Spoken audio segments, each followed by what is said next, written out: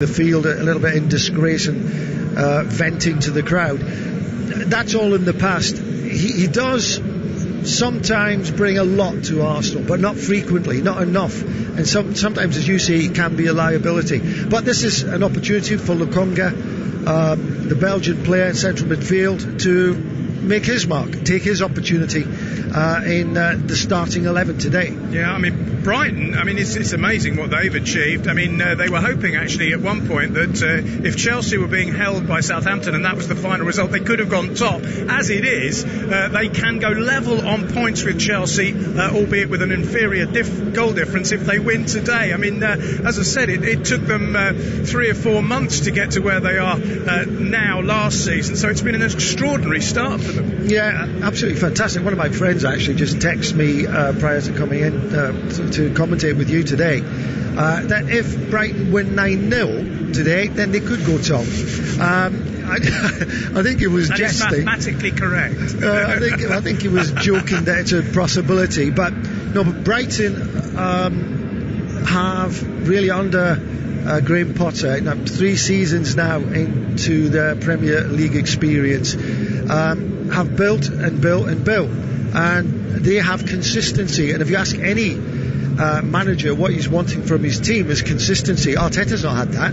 He's had better performances in the last few games, but Graham Potter has had this build of consistency, and that's what Brighton are now, and they will fancy their chances in this, particularly having home advantage. It certainly will. Let's hear from those 2 managers that you've mentioned there, Brighton's Graham Potter and Mikel Arteta from the Gunners.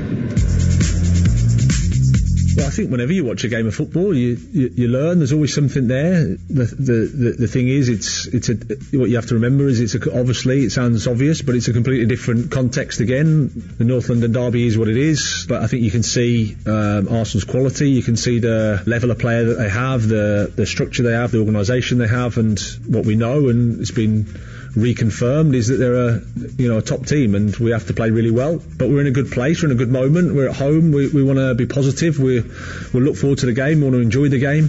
It's a great challenge for us, great test, so we're looking forward to it. Well, obviously it's a special match, winning in front of your fans, and as you said, the way we did it in a convincing way, and getting the result that you wanted.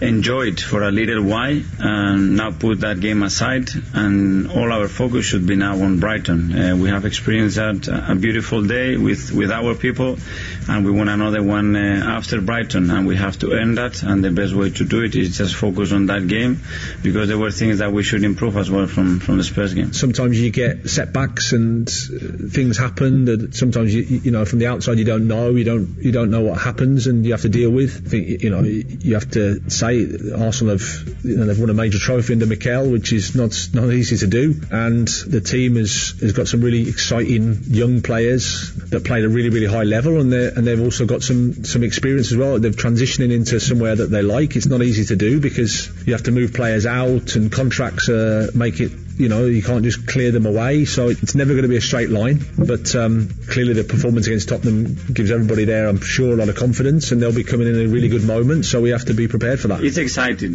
that people are seeing our academy players with the potential to become big players for the club, and that's already a joy that they believe that's the case, because we do believe that they have the potential to do it, and now that potential has to become reality and fulfill it. Mikel Arteta, whose Arsenal did the double over Brighton, but that doesn't tell the whole story, because Brighton have beaten Arsenal 3 times in the Premier League. Newcastle are the only team they've beaten more often, so they won't lack confidence, and they certainly won't be too respectful of Arsenal, will they? No, not at all. The home advantage, Brighton over the course of a season have to make sure that they pick up a good amount of points at home. This Arsenal side obviously have improved performances in the last 2 or 3 weeks, but can they maintain it and can they keep that level? The conditions today at the Amex are treacherous. It's belting it down with the rain. It's not pleasant. They've got to be up for the fight, because Brighton will definitely be up for the fight today, and that, I said, the home advantage must work for you, and the points count at the end of the season, and this is a big opportunity for Brighton to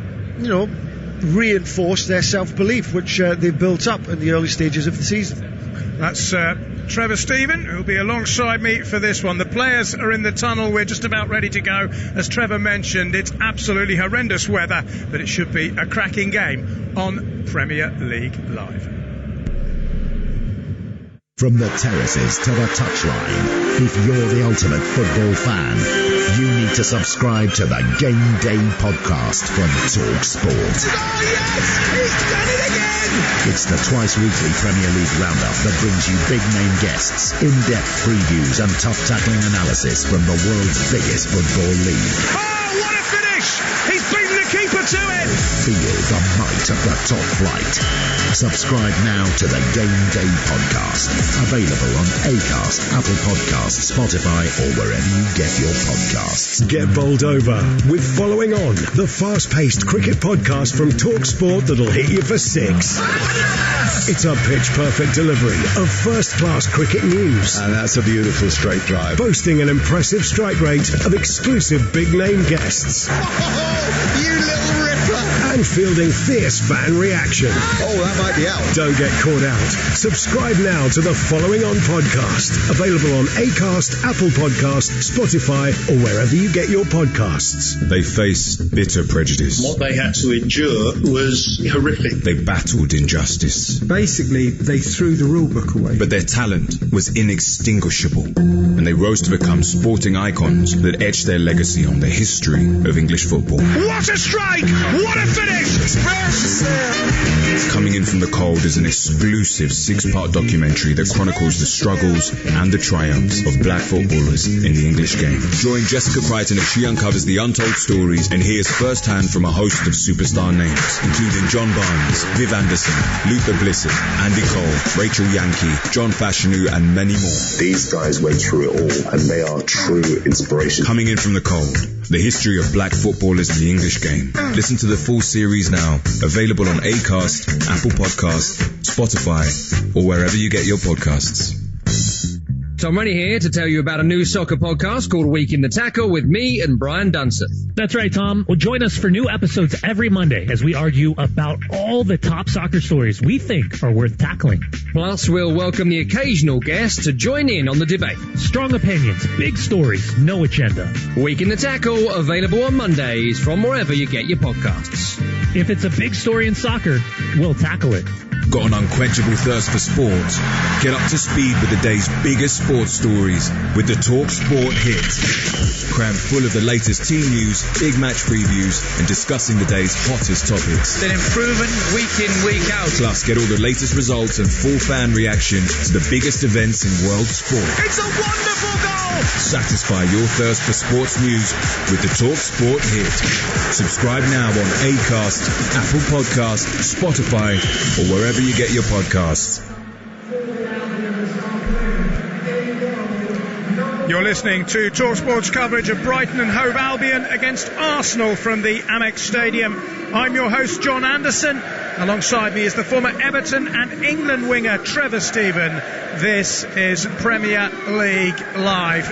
Well, there is a famous old song, Oh, I Do Like to Be Beside the Seaside, and the Seagulls fans certainly enjoying where they are at the moment. Whether Arsenal will enjoy it as much remains to be seen. Certainly it's not sunbathing weather. It is windy, it is wet, the rain is flowing around in the sky, being buffeted and blown backwards and forwards. The conditions aren't great. Before kick-off, though, we will take a moment to remember one of the greats of English football. Sadly, this week we lost Roger Hunt, a member of the 1966 World Cup winning team. He scored 3 goals in the group stage as England progressed and played the whole of the 120 minutes in the final when England beat the then West Germany by 4 goals to 2. He deserves this applause.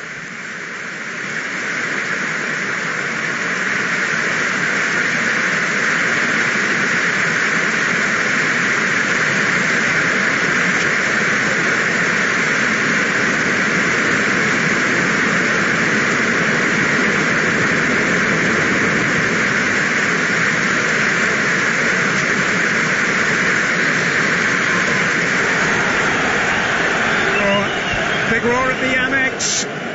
Roger Hunt was a legend in English football. I think probably like me, Trevor, you're probably just a little bit too young to remember the 1966 World Cup. I know you were an Evertonian, but what a player Roger Hunt was on Merseyside, and how much love he had from the Liverpool fans.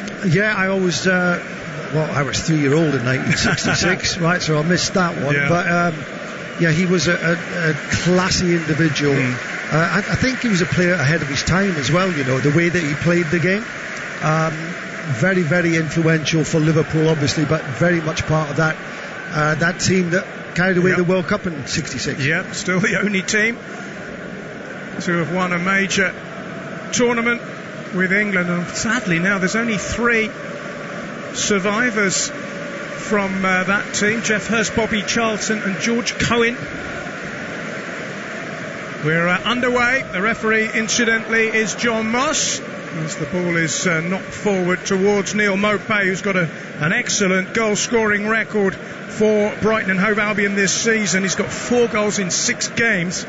And mentioned Arsenal did the double over Brighton last season. The season before, Brighton did the double. And Maupay has scored in those games. Here's Saka, chance for Arsenal, he still has it, Bukayo Saka, and he shoots, and Robert Sanchez is stationed in his 6-yard box to collect a shot which, after all the good work by Saka, lacked a little bit of power. He rode his luck a bit with the challenge, which he skipped around, but then didn't quite have enough power on the finish. Yeah, he just didn't have enough room in the backlift there. He was getting closed down and couldn't get any real power behind it, but it shows the confidence levels that Saka has, taking on 3 defenders and getting himself into the box.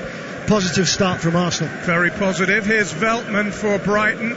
I'm going to congratulate Brighton and Hove Albion. One of my bugbears is that they wear stripes, but the numbers are wonderfully visible because they've got a blue panel with white numbers on the back, and that's not the case for certain teams that we've commentated on in recent seasons. It helps the fans, not just the commentators, I think, to know who everybody is. I'll take you through the 2 teams, in fact, or I will do in a moment, because Arsenal are coming forward again. It's been a very positive start by both teams, really, who look as if they're trying to get an early goal here, as they would. Here's Tomiyasu, the impressive Japanese fullback. Now it's Thomas Partey, and the ball is over on the far side. Not sure what all the whistling's about. Here's Kieran Tierney. It's because Trossard has gone down and Arsenal are playing on, but they're entitled to do that until the referee decides to stop the game, because unless it's a head injury, there is no reason for John Moss to stop the game. He looks like Trossard's gone over quite heavily on his left ankle there, Trevor, and the game has now been stopped. Yeah, he was overstretching, and tricky conditions, a tricky surface. I don't think Graham Potter's too happy that he wasn't. The game wasn't stopped by the referee. As you quite rightly say, that Arsenal had every right to carry on. Didn't particularly look that there was anything seriously wrong with Trossard, but he is struggling a little bit. It looks like a bit of a stretch on his hamstring, and something that you'll be concerned about at this stage of the game. Yeah, he played in 3 alongside Maupay and Danny Welbeck, of course. Welbeck missing today. Jakob Moder is a decent replacement for him, but I'm sure Danny Welbeck, who's had a litany of injuries throughout his career, would have enjoyed playing against his former club. He's actually scored in his last 3 appearances against Arsenal, but he's not going to get the opportunity today. That's a shame for Welbeck that he can't make it today, but he's a player who's really found a nice niche, hasn't he, at Brighton. He's sort of flitted from clubs to clubs, big clubs as well, but never really established himself, and this is a big opportunity for Danny Welbeck to have a great season. Just needs to keep off that medical table, doesn't he? Absolutely, he does. Keep out the physio's room. Yeah, he scored for Watford against Arsenal in the last game of the season before last, when Watford were relegated. He also scored in the 8-2 win, you'll remember, that Manchester United inflicted on Arsenal 10 years ago now. Anyway, Trossard is still off the pitch receiving treatment, and that would be a blow for Graham Potter, as you say, because without Welbeck and potentially without Trossard, he's back on actually. He is still hobbling though. He doesn't look great, does he? He's running a bit gingerly. He is back on the pitch though, which means that obviously the injury isn't terribly serious, but it'll remain to be seen how he deals with that. Foul there on Kieran Tierney. Draws a free kick for Arsenal just inside the Brighton half. Just see how advanced Tierney is at the left back position. He's actually, I think, now going to be playing in a more advanced position. Lokonga seems to be sitting in the left back position for Arsenal. Yeah, he does, you're right. Didn't expect that, I must say, but you're absolutely right. It's a very good spot. We haven't had a pause for me to go through the two teams. Actually might have done while Trossard was injured anyway. Here's Lokonga, who's replacing the injured Granit Xhaka. Here is Tierney in that advanced position. He's got down the byline, needs a decent cross. It's headed away at the near post by Shane Duffy, another player who's had a bit of a renaissance. He had a pretty rough time at Celtic last season, but he's back at Brighton and is a fixture. Of course, Ben White now playing against Brighton for Arsenal today. Duffy has slotted into that berth. So Brighton have Robert Sanchez in goal. The back three is Shane Duffy, Lewis Dunk, Dan Burn. Then it's Joel Veltman, Adam Lallana, Pascal Gross and Marc Cucurella up front. Jakub Moder, Neil Maupay and Leandro Trossard. For Arsenal, Aaron Ramsdale keeps his place in goal. The back four is Takehiro Tomiyasu, Gabriel and Ben White. We think it's either Lokonga or Tierney at right back. They will interchange, but we expected Tierney to start at left back, but he's got Partey and Lokonga in front of him. Then it's Bukayo Saka, Martin Odegaard, Emil Smith-Rowe and Pierre-Emerick Aubameyang up front. Aubameyang, a scorer, of course, against Spurs, as were Saka and Smith-Rowe in that fantastic first half performance. As a player in a derby, Trevor, I know that Arsenal are celebrating the fact that it's 3 wins in a row, but I guess it means a bit more if it's Tottenham the opposition. Well, you always want to win a derby, and they're fiercely fought the North London derbies. And because there was so much pressure on Arsenal going into that game, okay, they had the home advantage, but the pressure was on Arteta and his side, and they did remarkably well, I have to say. But particularly, what I really like about and excites me about this Arsenal team is this 3 players across playing behind Aubameyang, with Saka, Odegaard and Smith-Rowe. They're youngsters, lots of energy about their games. A lot of confidence with each of them has, and it's a great platform to feed Aubameyang, because they do depend on Aubameyang, don't they, to score goals, and these guys are capable of giving him those assists. Yeah, he's got 5 in 6 games, Pierre-Emerick Aubameyang, this season. He's also scored against Brighton in the past, 3 goals against them, although he hasn't scored the last 4 times these two teams have met. Lacazette is on the bench for Arsenal. He has scored recent goals against Brighton, including the winner in this fixture last season. Here's Pascal Gross, who might have been the man to drop out had Bissouma been fit. He finds Veltman. Back it goes to Duffy. And now Lewis Dunk, who's Brighton born and a one-club man. Seems to have drifted away from the England scene, Lewis Dunk. I think maybe he's a little bit unfortunate, perhaps, not to have made as many appearances as he has for the national team. Duffy, who, of course, plays for Ireland, scored in the 2-0 win that Brighton enjoyed here against Watford in August. Here's Duffy with the flick down the line. It's going to be chased by Gross, but also Gabriel is there just to shepherd it out of play for Arsenal. Some of the fans in the lower seating areas are getting absolutely drenched. It is pouring with rain here. I think autumn has well and truly arrived with the advent of October. It certainly feels a bit chillier. The skies are greyer, it gets darker earlier. We're heading into the winter, I guess, but of course for football fans that means more games coming thick and fast, although of course next weekend is an international weekend. There'll be no Premier League fixtures. They will resume on October the 16th. Here's Bukayo Saka, who's had the one attempt of the game so far, finding Odegaard, and now Smith-Rowe. This is good from Arsenal. Aubameyang looking to get into the box and find a cross. He's not able to. It was well defended by Brighton, who then get the ball away via Tierney.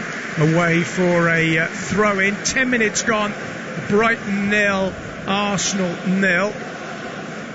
Aubameyang there having the ball at his feet, in the penalty area. Made the wrong decision there. He had time to put the ball across the goal mouth and got a little bit greedy. Ran into Brighton shirts to try and get a shot on goal, and the opportunity was lost. But we've already seen Odegaard popping up and Smith-Rowe popping up in little pockets, and that's going to be giving Brighton a few headaches as this game progresses. Yeah, he's played well this season. Odegaard joined Arsenal permanently, having been on loan last season. He was a Norwegian international at 15, absolute trial prodigy, and he looks a decent acquisition for the Gunners. 30 million he cost. Scored a wonderful free kick recently in the league to win the game against Burnley. That's a poor ball out of defence by Arsenal, and they've got away with that. It was Ben White, the former Seagull, who just for a moment forgot who he was playing for, and he's played it straight to a Cucurella, who could make nothing of it, the young Spaniard. There's something they need to just look at. Brighton, they're pumping the ball forward on a very, very slippery pitch, and we've seen 3 or 4 attempted passes from the defensive line going forward, trying to get Maupay in over the top, but the ball's just spinning, skidding through to Ramsdale in the Arsenal goal. Ball has been won in midfield by Partey. Emil Smith-Rowe is tripped in the centre circle, and John Moss signals a free kick to Arsenal. Jakub Moder, the Polish international, teammate of Robert Lewandowski at international level, is the man who's penalised. He's the one who's come in to replace the injured Danny Welbeck. He's never scored in the Premier League, Moder, although he did score against England in a game at Wembley seasons ago. Here's Partey. It's wasted by Arsenal. You could see what he was trying to do and what Aubameyang, I think, expected him to do. He just didn't do it right. Yeah, again, that ball trying to be fed through on the slippy surface again, skids through. This time it was Partey trying to find Aubameyang, but far too much on the ball. It's been a lively start. Here's Smith-Rowe. Here's Aubameyang again, trying to turn around Gross, but Gross stands in the way. It's come out to Tierney. It is Tierney playing at left back. They just switched momentarily. I think Lokonga is very much a central defensive partner of Partey. Here is Bukayo Saka. Partey just changes direction and slips the ball back to Gabriel. Now it's Emil Smith-Rowe, midway inside the Brighton half, just threading the ball out to Tierney. Tierney finds Lokonga. Keep ball from Arsenal at the moment, but will there be an end product at the end of it? Tierney's gone on a dart. He's been ignored by Smith-Rowe, and Partey has given the ball away, and suddenly the lively Maupay, who got that last gasp equaliser at Selhurst Park last weekend. He's found Trossard, who's over that ankle injury, it seems. Trossard with the low cross. It's knocked away by Partey as far as Gabriel, who clears up towards the halfway line. Brighton win it back. Talked about the North London derby. They call it the M23 derby, Brighton against Palace. It all started with a bad-tempered game in the 1970s. It's hard to think of it as derby, but it is a game that Brighton fans will have enjoyed that last-minute equaliser in, because there is certainly no love lost between them and Palace. Here's Dan Burn, the very tall centre-half, out to the long-haired Cucurella. Trossard plays a ball down the line. It's been read by Ben White, who hoops it into the area occupied by the fans, who will be hoping that he loses today. His first trip back to the club that he was with last season. He was on loan at Leeds prior to that, helped Leeds get into the Premier League, but then was impressive last season for Brighton. Ended up in the England squad actually for the Euros, although he didn't play. Here's Moder. That's nice. It's Cucurella for Brighton. It's across the face of goal. And Kieran Tierney needed to be there and was, just to tuck it away for a corner. It was a useful low ball by the Spanish left wing back. And had there been a Brighton player on that back stick, they would have led. But there was no one there other than Tierney.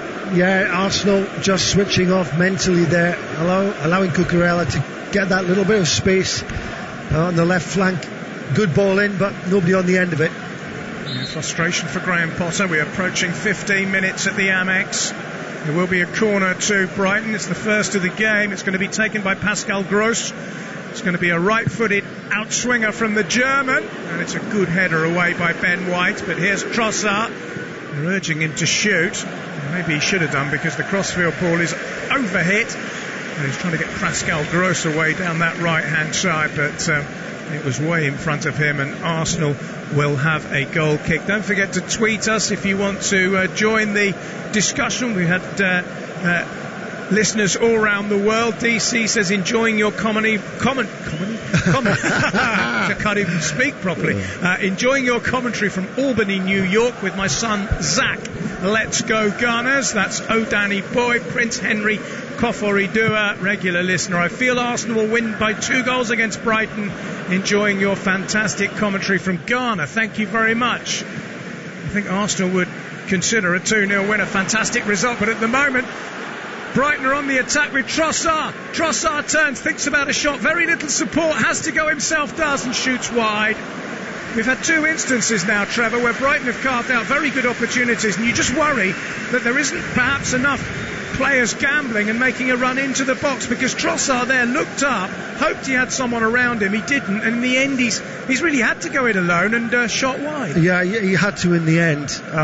Drags his shot across the goal, but it sort of went into slow motion once he got into the penalty area, because he had no support, wasn't sure what he should be doing.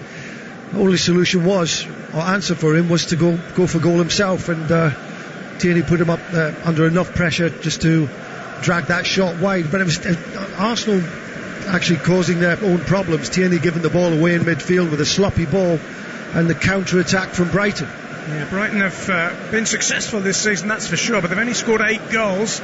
Here's Smith-Rowe for Arsenal, who scored last weekend against Tottenham, trying to find Aubameyang. Cucurella is in swiftly to quell that danger. Brighton have scored fewer goals than any other team in the top 8. Nate Bogle, or is it Boogie? Listening from raining Memphis, hoping for an Arsenal victory. We've got the same sort of weather as we've got in Brighton. That looks pretty miserable. You're all wrapped up against the rain there. Glad you're enjoying the commentary.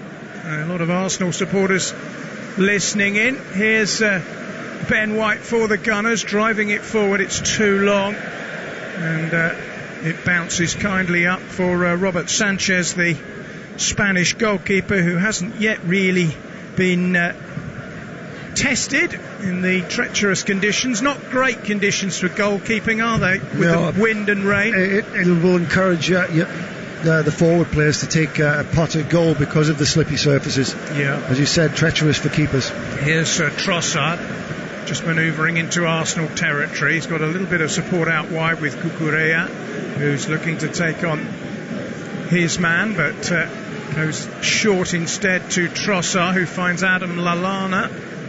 Now it's Duffy. I mentioned the weather, Trevor. I know I've talked to a lot of players down the years. They don't mind the rain. It's the wind that players don't like, isn't it? I mean, as a winger yourself, you know, you could put those were the days that you'd rather play on this.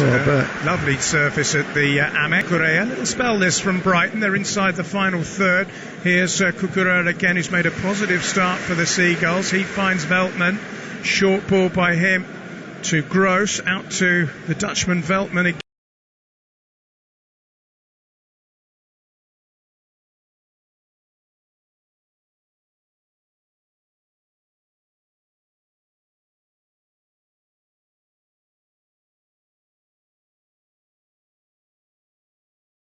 Tomorrow, Brighton have the second corner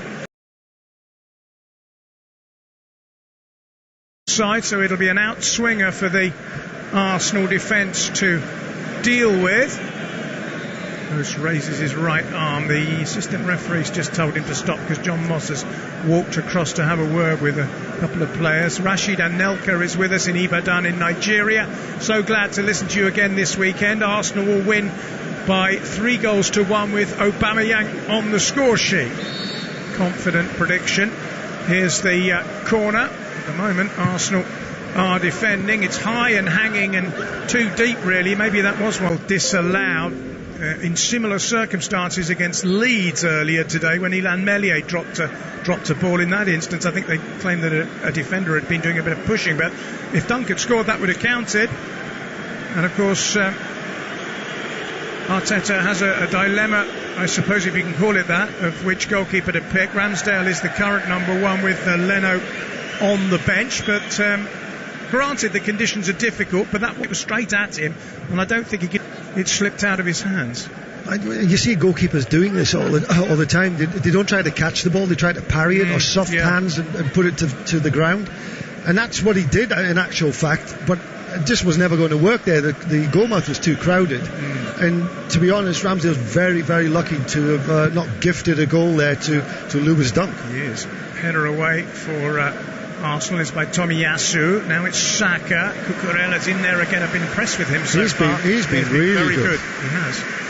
He's relatively new to the Premier League. He arrived from Getafe in August, just over £15 million. That looks quite a bargain at the moment. He actually won a silver medal with Spain at the Olympics in the summer.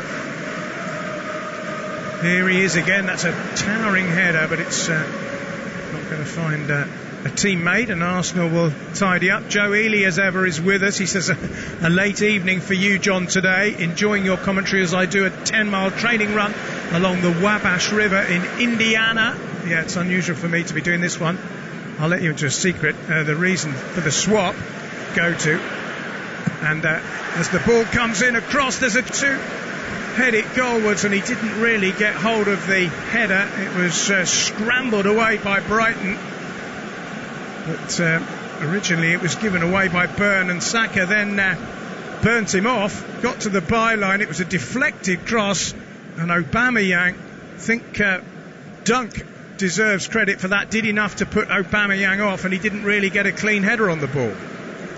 So a clear indication there of the pace that Saka has. He really did catch Byrne there. He was 2 or 3 yards ahead of Saka, and over the space of about 15. Brighton continue to ask the questions at the moment. Gross blocked by Lokonga, who has his nickname Sambi on his shirt. Here's Gross. It's a nice little flick ahead. Lallana cuts it back, and it's scuffed away by Arsenal for a corner. And Adam Lallana, who scored for both Southampton and Liverpool against Arsenal in the past, almost set one up there. 25 minutes gone. When Lallana gets the opportunity to smash that ball across the goalmouth, Partey didn't really know what to do. It really hit him. Has gone behind for a corner, and you would expect Brighton to be more dangerous from corner kicks than they've been, particularly with the height advantage they've got in there. Yep, this is their third, I think, and Gross is again the man entrusted with it, and again it's on that side, so it's an outswinger from the right boot of the German. Up it goes. It's a header away by White, and here's Trossard. There are too many bodies there. It hit one of the Arsenal defenders and has come out to Cucurella, but Brighton are keen to keep turning the screw here as Byrne finds Trossard on the overlap. Bit of space down that flank. He wants it on his right foot. He plays a short ball to Moder. Tall, rangy Poland international. Can't quite find the reverse pass to Trossard, but still it's Brighton pressuring, and now it's their top scorer Maupay, but he's not going to add to his tally with that shot. It came off the instep of his right foot, but was always rising and went a long way over the crossbar. He scored in his last 2 games. They'll have to keep an eye on him. Well, Brighton are certain. Trossard back to Cucurella, but he's midway back.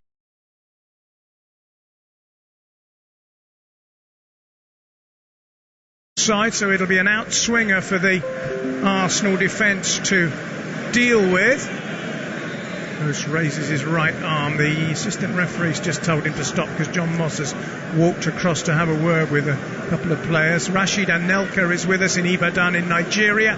So glad to listen to you again this weekend. Arsenal will win by 3-1 with Aubameyang on the score sheet. Confident prediction. Here's the corner. At the moment, Arsenal are defending. It's high and hanging and too deep, really. Maybe that was one the wind carried away. Trossard, though, does well and finds Maupay, who shoots, and it's spilled and then knocked over the crossbar by Dunk, who slid in. I'm not sure whether Ramsdale was being impeded. The Arsenal goalkeeper has gone down. I don't think he was, Joe. I don't think he was impeded there. I think he just dropped the ball. The shot came in from Maupay, I think it was. Or was that Duffy out there on the right-hand side? He just dropped the ball. Yeah, he did. That's the conditions. Yeah, it was Maupay's shot. In fact, yeah. And we just talked about it. And, I suppose Dunk could have done better. He's a tall man. He had to stretch. But he sliced the ball wide. I think Ramsdale stayed down more out of sort of shame than an injury.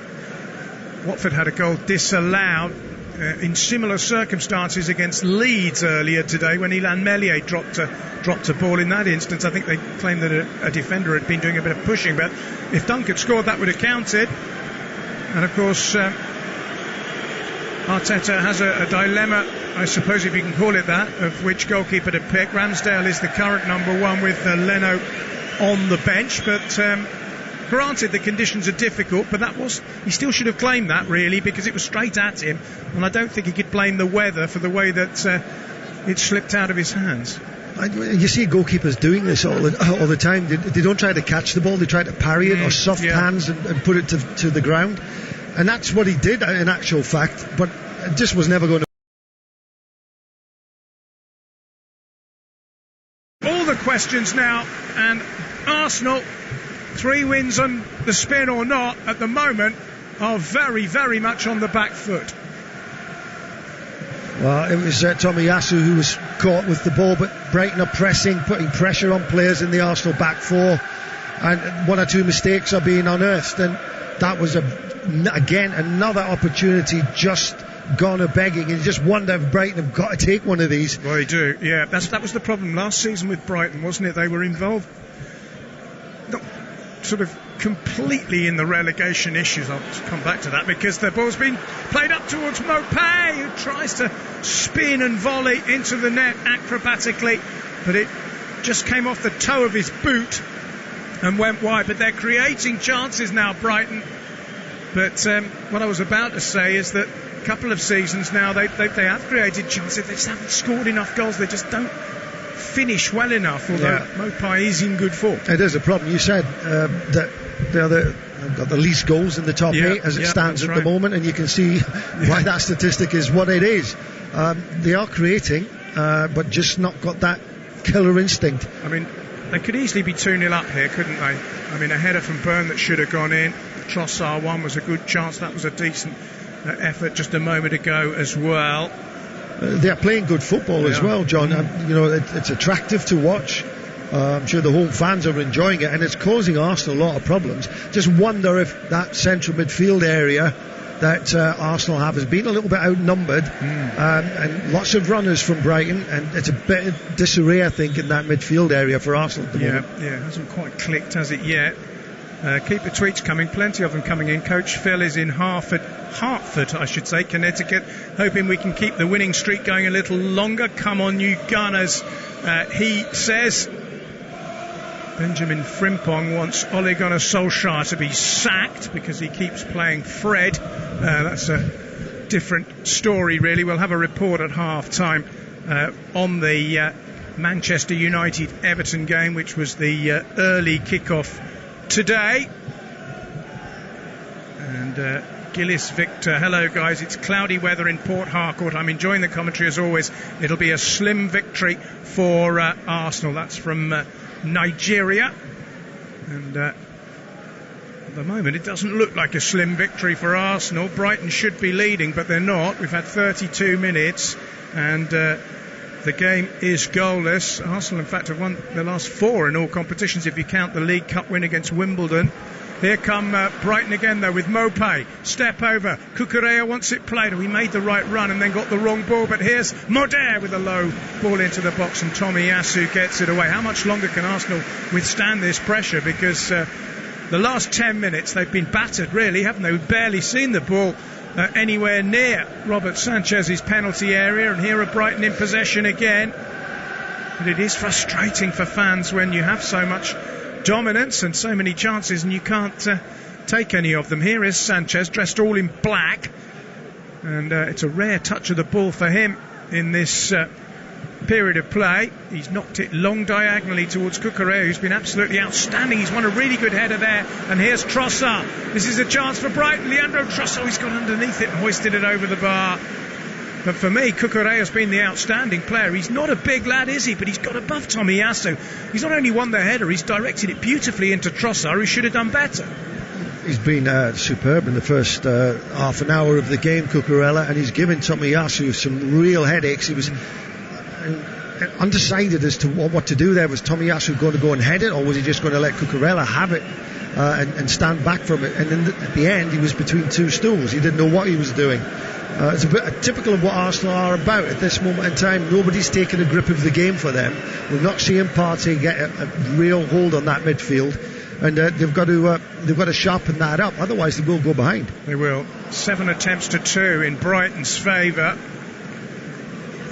Tierney, for once, has the ball inside the Brighton half. It's a throw-in on this near side, right in front of the technical areas. In it comes from Tierney, who finds Smith-Rowe. He's had a quiet game. He's gone down, and John Moss has said that's a foul, and it'll be a free kick for Arsenal in a promising position. 10 minutes to go to half-time. It would be harsh on Brighton were they to concede at this point, because they've been so dominant. Duffy was the player who was penalised for fouling Emile Smith-Rowe, who was brilliant against Tottenham in the first half, particularly on Sunday, but hasn't been quite as effective today.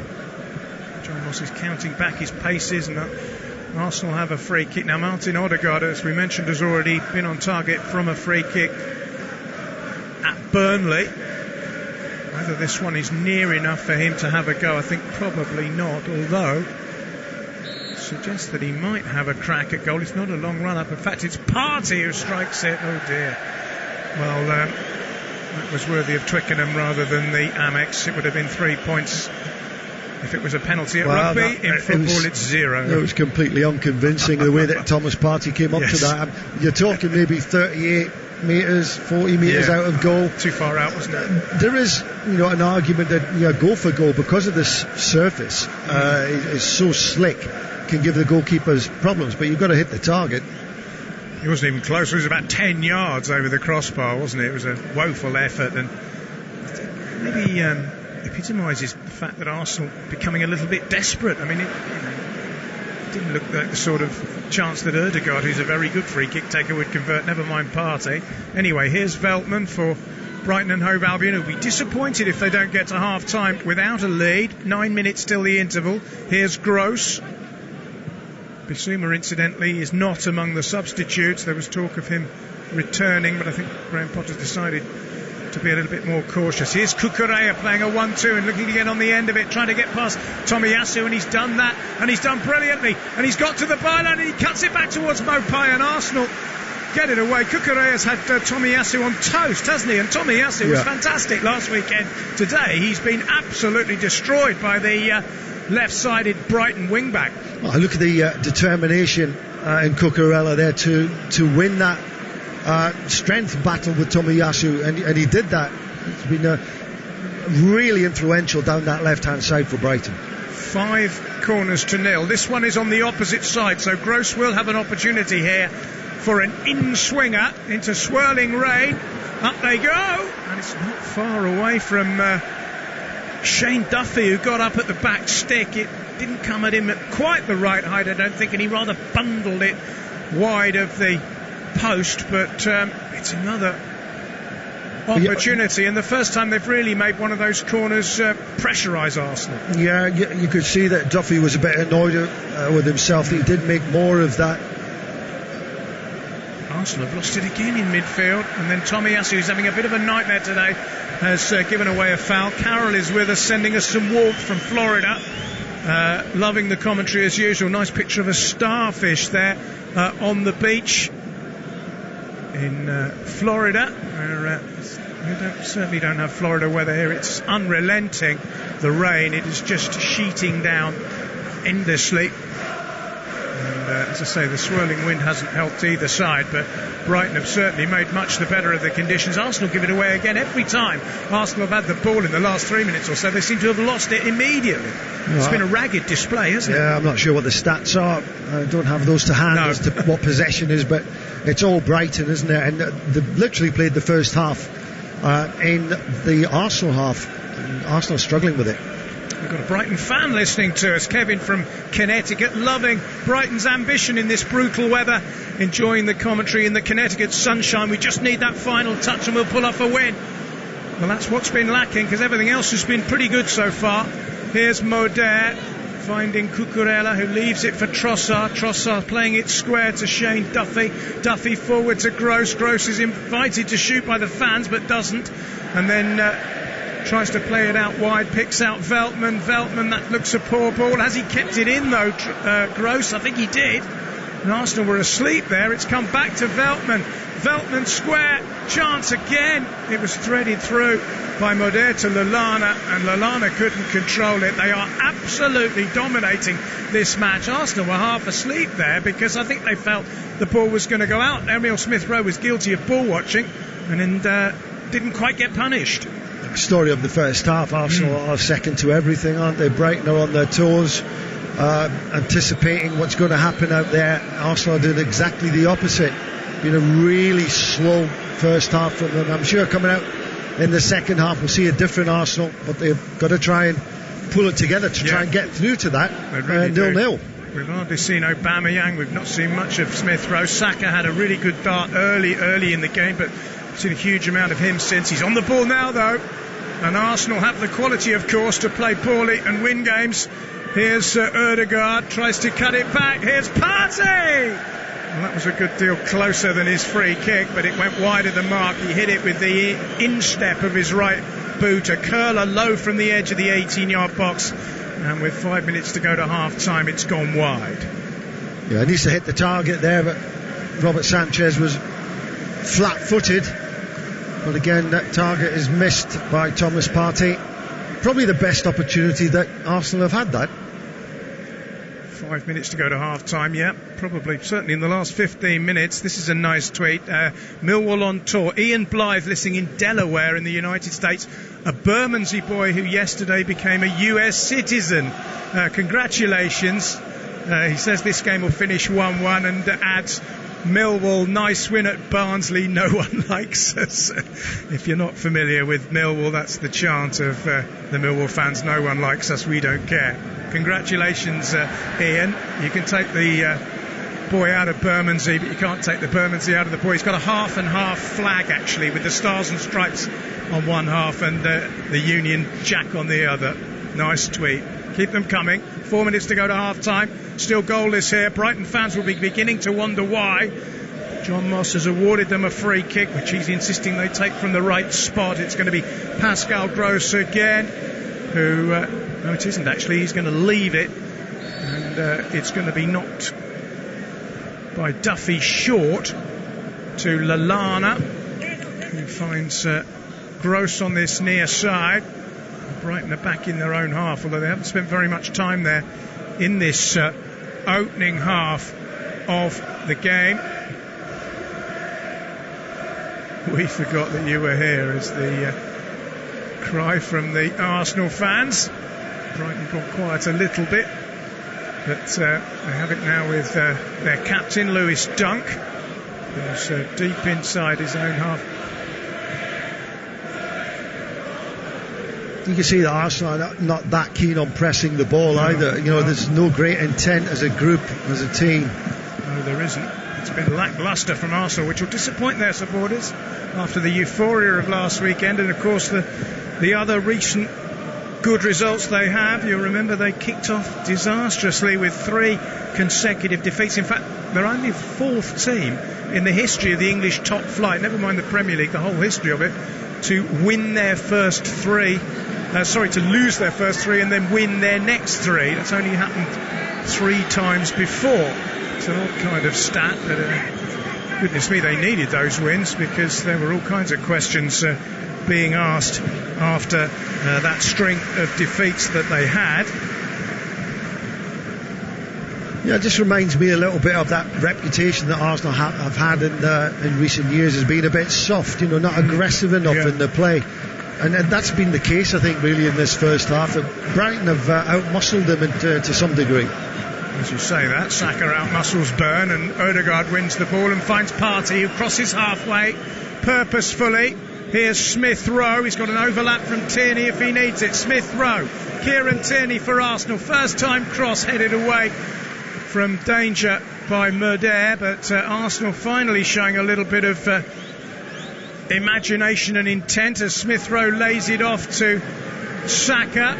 That's neat from him, but not good from Odegaard, who's given it away, and Gross will try and counter-attack for Brighton and Hove Albion. Maupay tries to find a return pass for Gross, but Arsenal intercept that, and Smith-Rowe suddenly has a bit of space down this left-hand side, surging towards the edge of the penalty area. Low ball in, across the face of goal, just too far in front of Aubameyang, and eventually smashed away by Dan Burn. But the last couple of minutes have belonged to Arsenal, who've finally woken up. Here's Odegaard, far side, slips it back to Partey, out to Bukayo Saka, young England international, who drifts in from the far side. Here's Smith-Rowe, edge of the area. Brighton have got plenty of players back. Smith-Rowe has somehow kept the ball. He's done well to find Tierney. Tierney drives it across the face, and Gross manages to knock it away for Brighton. We're in the final minute of the opening half. I don't think there'll be a huge amount for John Moss to add on. But Arsenal are finishing the half the stronger, and Saka has it again over on the far side of the field, 10 yards from goal. Swirls the cross in, it hits Cucurella, comes out to Partey. Saka will have another chance here potentially to cause some problems. Delays his cross, finally plays it in, and it's a poor one, and the Brighton fans applaud the fact that the ball has drifted harmlessly behind their goal, thus ending probably the only real decent spell of pressure that Arsenal have had. Arsenal coming back into the game, getting towards the half-time whistle, and it's Smith-Rowe who's really been responsible for that. He's picked the ball up in the left channel a couple of times. His ball in just avoids and evades Aubameyang, so they could have quite easily got themselves ahead going into the half-time whistle after being under so much pressure. There's only a minute to be added on. We've had 31 minutes of that, 31 seconds I should say, of that already, as the ball is cleared by Sanchez and picked up on the far side by Dan Burn. Brighton have been much the better side. I think Graham Potter will be unhappy at half-time because they've done enough to get 1, 2, maybe 3 goals, Brighton, while being largely untested at the other end, and yet they will go in with parity, and it'll be Arsenal, I believe, who might think, well, we've had a bad first half, but at least we haven't conceded. It's the psychology of football, of matches, isn't it? That first half like this should have been with Brighton ahead, but it's not. No, the whistle's just blown, and for all their good intentions, Brighton and Hove Albion have not managed to breach the Arsenal rear guard. Plenty of pressure. Maupay has had a chance. We've also seen chances go begging from defenders Lewis Dunk and also Shane Duffy. But at half-time at the Amex, in weather that's slightly improving, the scoreline is blank. Brighton and Hove Albion 0, Arsenal 0 on Premier League Live. It's the ultimate fusion of football and celebrity. The Best 11 podcast from Talk Sport. Johnny Owen and Mark Webster interview the biggest names in popular culture. Looking back at the role the beautiful game has played in their lives. Paul Weller. Could I just start off apologising for last weekend? Actor Stephen Graham. Good morning, Stevie. Morning. Sharing their earliest football memories. How they celebrated their team's successes. Culminating in their all-time best 11. Noel Gallagher. Let's deal with the hangover and let's have it again after that. The Best 11 podcast. Subscribe now on Acast, Apple Podcasts, Spotify, or wherever you get your podcasts. I'm Tom Rennie. Join me for a weekly podcast, Week in the Tackle, available wherever you get your podcasts. I'm going to be joined by Brian Dunseth, MLS legend, to tackle the biggest stories from the week in soccer. And the great thing about working with Tom and making Week in the Tackle is we're only going to be covering things we think are worth tackling. This show is all about passion. What's going to get us riled up? What's going to get you riled up to give us all something to chew on? We're not here to sit on the fence and tell you the stories of the day. That's what your phone's for. You'll be scrolling through Twitter while listening anyways. Exactly. I'm scrolling through Twitter right now. I'll save you the trouble. It is all bad news. This show is about tackling all the news of the week, giving our take on why it's interesting and why we think you should know it. Who should be sacked? Who should be bought? Who should be sold? Who was right? Who was wrong? Strong opinion, big stories, no agenda. Week in the Tackle is available on Mondays from wherever you get your podcasts. If it's a big story in soccer, we'll tackle it. Got an unquenchable thirst for sports? Get up to speed with the day's biggest sports stories with the Talk Sport Hit. Crammed full of the latest team news, big match previews, and discussing the day's hottest topics. An improvement week in, week out. Plus, get all the latest results and full fan reaction to the biggest events in world sport. It's a wonderful goal! Satisfy your thirst for sports news with the Talk Sport Hit. Subscribe now on Acast, Apple Podcasts, Spotify, or wherever you get your podcasts.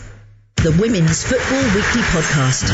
With Faye Carruthers. All the action, excitement and drama from across the entire women's game. Cleared off the line by Steph Horton. Including the Women's Super League. Ellen White is there to tap it in. The UEFA Women's Champions League. Lana Clellan striking from outside the penalty area. And the Euro 2021 qualifiers. On the edge of the area to Emsley. And Emsley's going to finish it off. Plus, all the home nations' international friendlies. Lucy Bronte with the strike from the edge of the penalty area. World-beating big match conversation. There's Jodie Taylor. Subscribe now to the Women's Football Weekly Podcast on Acast, Apple Podcast, Spotify, or wherever you get your podcasts.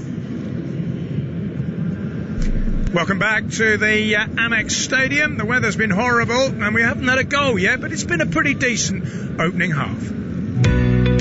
Here's the corner. At the moment, Arsenal are defending. It's high and hanging and too deep, really. Maybe that was one that the wind carried away. Trossard, though, does well and finds Maupay, who shoots, and it's spilled and then knocked over the crossbar by Dunk. I'm not sure whether Ramsdale was being impeded. The Arsenal goalkeeper has gone down. I don't think he was, Joe. I don't think he was impeded there. I think he just dropped the ball. That's the conditions. Gross on this near side, who clips it in. It's a nice touch. It's Maupay. It's Lallana! And it's just over.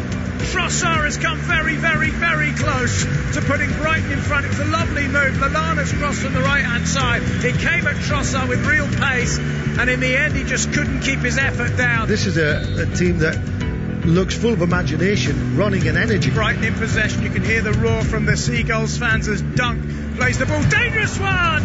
And that was a clear header. And it was not converted by Dan Burn, but he just got under the ball. I don't know whether he should have done better. He probably should. I just mistimed that, but he's not going to get a clearer opportunity on goal than that. That's what Brighton deserved, as far as the domination of the first period of the game. They really, really impressed me. Well, you've summed that up nicely, Trevor, at the end of that highlights package, which was pretty much 100% dominated by Brighton, but peculiarly, and it happens a lot, I suppose, in football, Brighton will perhaps have their heads down a little bit in that dressing room because they know that they should be leading. Well, Graham Potter has to keep the mindset right. They did deserve to be in front in that first 45 minutes. But a game of football is 90 minutes, so you've got to have that mindset that you're going for the full journey. And Arsenal can only get better, I have to say, in the second half, which is going to be a threat to Brighton. I expect there to be goals in this game because the game is quite open. There's just been no cutting edge as of yet.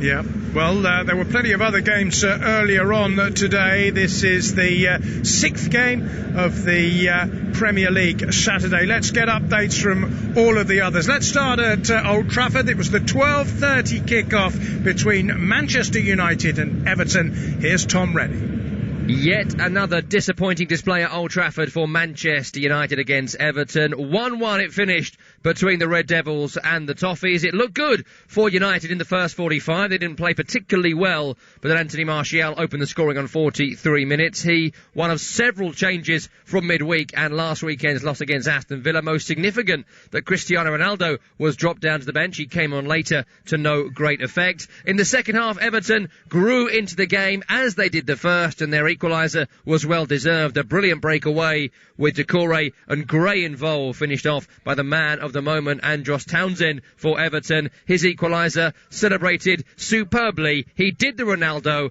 on Ronaldo's home turf to give Everton a share of the spoils. It's a week where United have complained about the fixture schedule. They've complained about playing teams who are using that low block at Old Trafford. Ole Gunnar Solskjaer has to find the answers to those questions. You do get the feeling his time is running short, certainly with the patience of their supporters. Everton, worthy of their point, could have won it in the end as Davies squared to Mina. He was offside when he should not have been. 1-1, probably a fair result, though plenty of questions to answer for the home side at least. It finished Manchester United 1, Everton 1. All square there then. Manchester United third, Everton fourth. Chelsea are the new leaders after beating Southampton at Stamford Bridge. Here's Russ Hargreaves.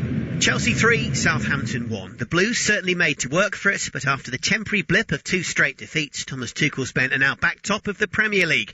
And despite a spirited performance, the woes continue for Ralph Hasenhüttl's visitors. Chelsea took the lead early on through Trevor Chalobah's close-range header, with Romelu Lukaku and Timo Werner both seeing goals ruled out by VAR. All of that before Saints equalised as their opponents laboured.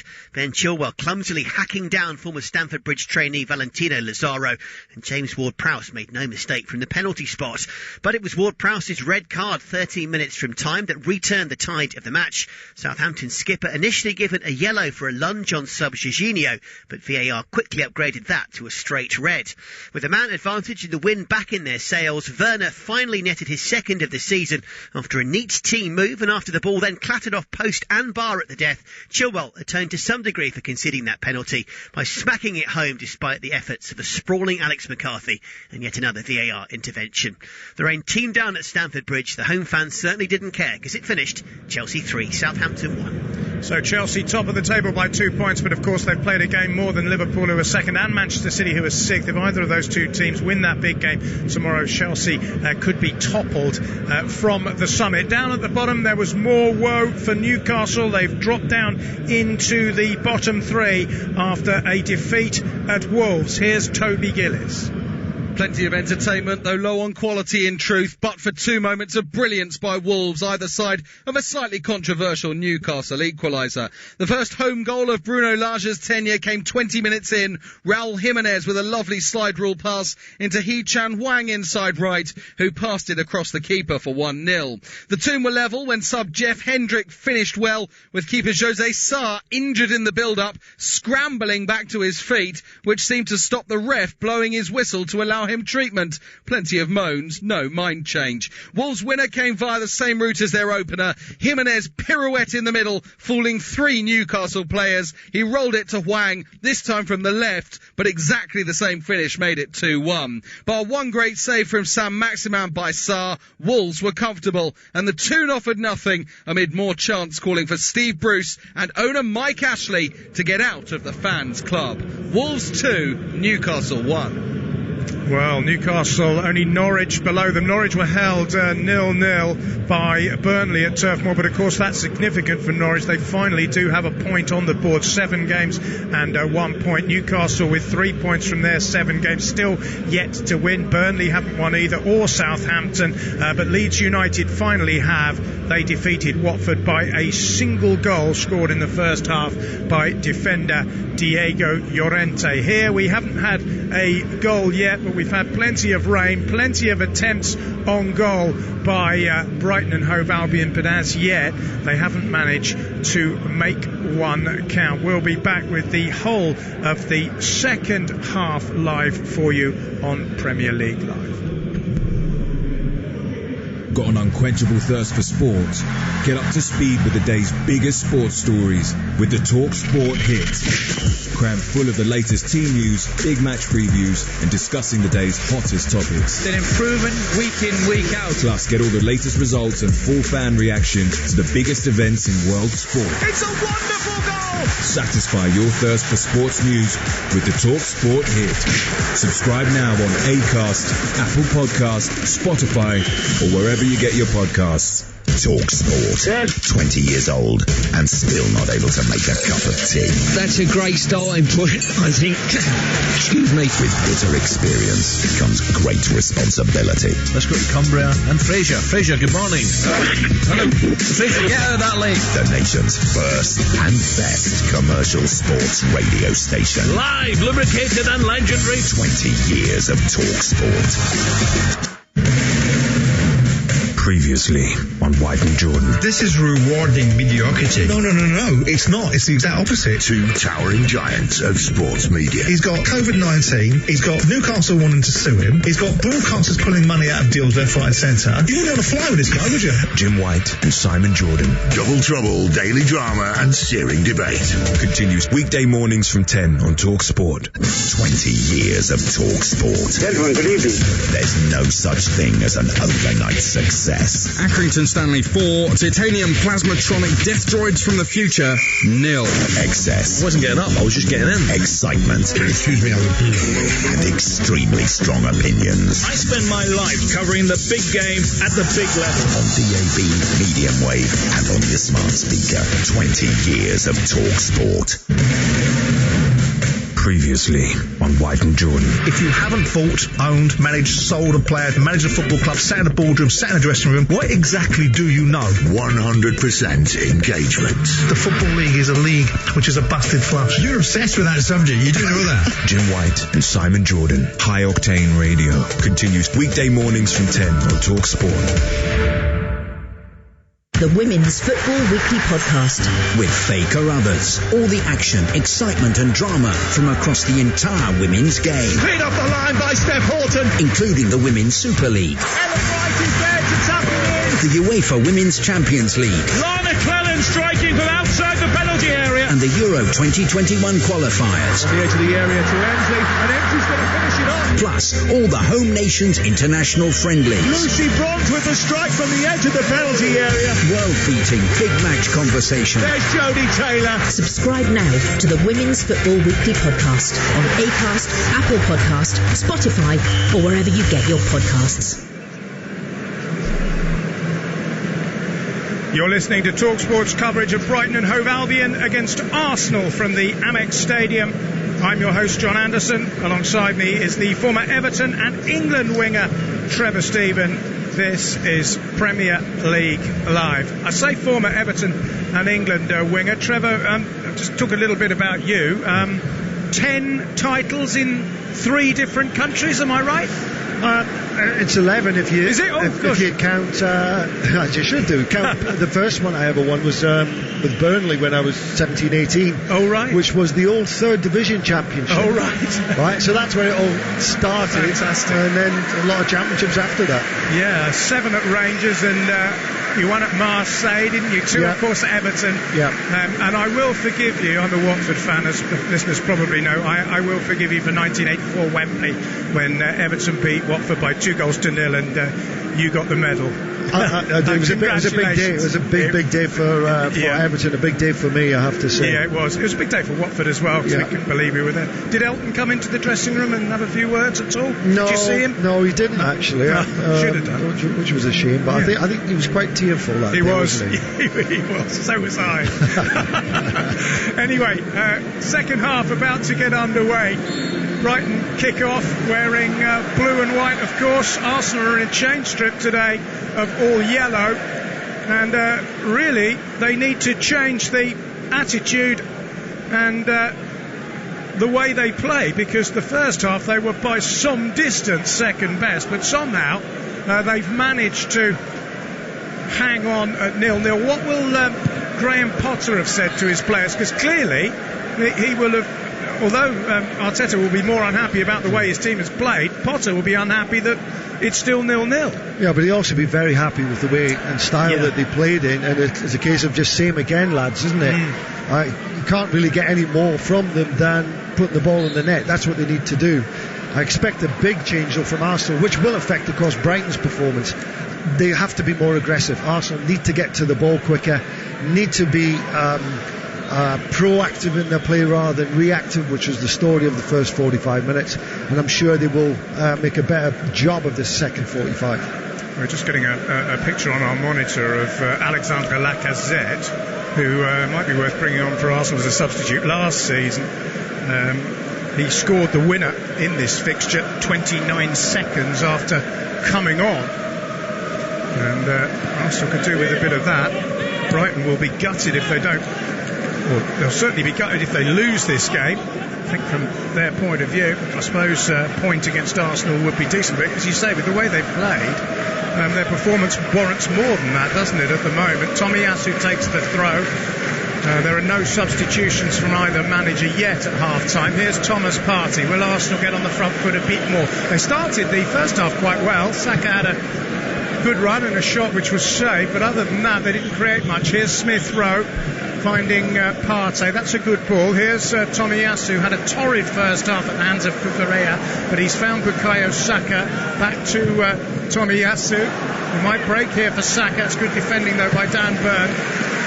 He's about a foot taller than Bukayo Saka, isn't he, Dan Burn? He's 6'7", I think, one of the tallest players in the Premier League. I think I'm right in saying that's just over 2 metres tall, if you prefer.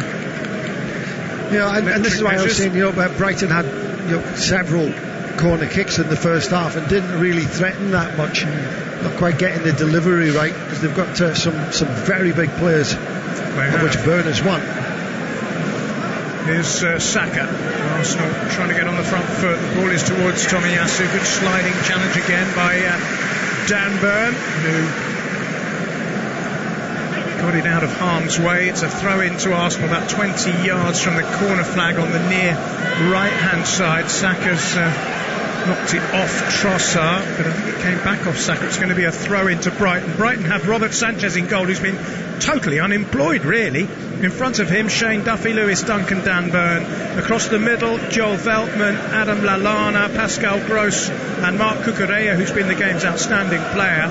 Up front, Jakub Moder in for the injured Danny Welbeck, Neil Maupay, the top scorer, and Leandro Trossard.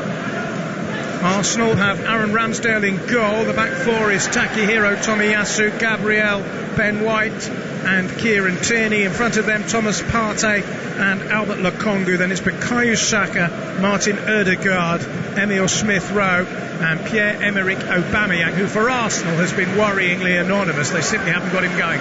They're on the back foot again, Arsenal, here with Trossard coming forward. Out it goes to wide on the right-hand side, where Gross will turn well and cut the cross back in towards Lallana. Lallana to Moder. And he curled it cleverly with his right foot. Knew exactly what he was trying to do, but he's put it the wrong side of the post, and the Polish international's wait for a first Premier League goal goes on. Too easy for Brighton to move the ball, to get a ball across the box, and eventually Moder just can't get enough from the edge of the box on that shot. But it just seems to me like the first half, where Arsenal are threatening to put a bit of aggression into the play but not quite doing it. Well, if Brighton win today, Arsenal will become their joint most common victims. They've beaten Newcastle 4 times in the Premier League, and this would be a 4th win against Arsenal. But at the moment, it's still 0-0, and the crowd will become frustrated if Brighton don't make a breakthrough. Here's Trossard. It's come all the way back to Lewis Dunk, who went close in the first half when Ramsdale spilt that cross, and he managed to spoon it over the bar. Here's Cucurella. Arsenal have won it back. Bukayo Saka, who's probably looked their most useful outlet, finds Ødegaard. Ødegaard dithers on the ball. His pockets picked by Maupay, who then plays a diagonal ball forward to Moder, and here come Brighton again, roared on by that South Coast support. Here's Trossard, back to Moder once more. Cucurella's in support. plays a short ball infield to Trossard, thinks about a shot, urged to shoot, but he plays a short ball instead, and Arsenal have managed to win the ball back, and that's a nice little back flick by Aubameyang. But again, Arsenal have managed to lose the ball, only for a second though. It's back with Kieran Tierney on the far side. Arsenal are unrecognisable really from the team that took Tottenham apart last weekend. I don't know whether that says more about Tottenham perhaps than Arsenal, but really Arsenal were utterly dominant, played brilliantly and got a significant and important result today. It's been languid, it's been sleepy, and for once Arsenal can't blame a European night, can they? I was going to say, you actually used the word there that I was thinking about, sleepy. Yeah. And Ødegaard particularly, not so much in the first half, but he started the second half as if he's still in the dressing room, because he's lost the ball 3 times, I think. And it's symptomatic. I mean, you've got to win Premier League football matches, you need your players to play well. Yeah. And when you've got someone in a central midfield position like Ødegaard, and he disappears from the game, you're going to have a problem, and that's what Arsenal are having just now. Yeah, it's Arsenal's first season since 1995 that they haven't played in any European competition. They've finished outside the top 4 in the last 5 seasons. That's their worst since 1986. And it's below the minimum standard, really, that this club demands. Here's Lokonga driving forward. He's got Tierney outside him. Lokonga thinks about a shot. It's a reasonable effort, but I think from the moment he left his boot, he knew it was not going to be on target, but it was a worthwhile effort from the Belgian. Well, this is his opportunity today, isn't it, Lokonga, to make a mark and get his name on the team sheet more regularly. Xhaka not playing, he won't be playing for quite a while, it seems. 3 months, I think. Yeah, so this is a great opportunity, but I've not seen enough from him, to really impress and enforce his presence on the game. He did make his Belgium debut, actually, full international now. Played in a win in the World Cup qualifiers in Estonia in September. Here's Partey coming forward. That's a good ball. I think Aubameyang may be offside. We'll have to wait and see. It's Aubameyang. He's got round the keeper, and then he's pulled down. Now, is it a penalty or is it offside is the question, or is it just a miss? Well, maybe Aubameyang was cleanly challenged there. Interesting on all counts. I thought he was offside. He is offside. It's all irrelevant. The through ball found Aubameyang in an offside position. I don't know whether the Brighton defenders are... No, they're not breathing a sigh of relief. That was brilliant defending in the end to prevent Aubameyang getting the shot away, but it's all academic because he was a yard offside. That's the first time we've really seen him in any great meaningful action. 54 minutes played. Because rarely we've seen in this game that Brighton, as that back 3 have pushed up, they just haven't been doing that, but they were pushed up then, and Aubameyang had the space behind to run into. Didn't get the time of his run correct, but a little bit, that will give a bit of a lift to Arsenal. Red Knight Michael listening to you guys here in Tema, Newtown, Ghana. He says, thanks for making my weekends a happy one, and good health and long life to you all. Thank you, and same to you and to everybody. Shane Moran, as usual, joins us from Australia. Early Sunday morning. G'day, mates. Not the most inspiring game so far. Chess players would find the way to goal. Bring back big Allardyce and long ball route 1 tactics. I hope you're being ironic. Don't want that. Although I suppose in these conditions, there's nothing, as long as you don't build an entire tactical framework around it, there's nothing wrong with the odd long ball, is there? No, but in games like this, I've mentioned it a few times, that the surface of the pitch is so wet, the ball is flying off it. So if you can play it quickly to feet and move it that way quickly, then that should work for you. And Brighton, to be fair to them, have done a lot of that in this game. They've got a free kick here in a useful position. 10 minutes gone, second half. It's going to be taken, is it by Cucurella? No, Gross has swelled it in. Towering header by Gabriel to get the ball away, and Tierney will pick it up on the far side for Arsenal, but then give it away to Trossard. And then Brighton contrive to lose the ball as well. It's all rather messy at the moment as Arsenal scrape it forward. It's picked up by Adam Lallana, who drives it forward to Duffy. Now it's Dan Burn. Adam Lallana again on the ball in midfield.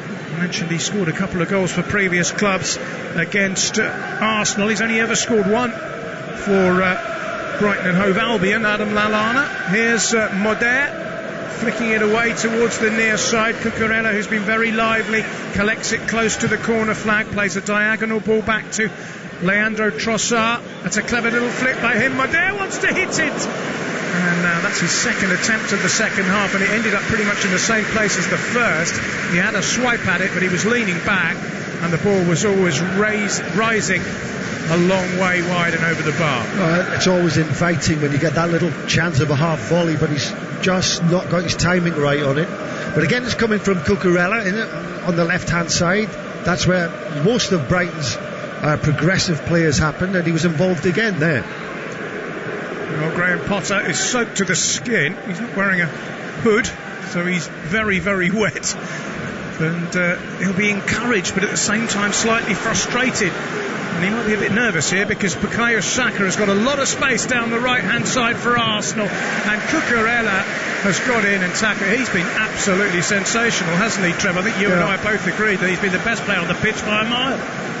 Well, 57 minutes into the game, has anyone ever won a Man of the Match award after 57 minutes? Well, he's definitely won it so far. I sometimes find it funny, they give the Man of the Match in 85 minutes. I mean, somebody could score 2 own goals and get sent off, couldn't they? That's so true.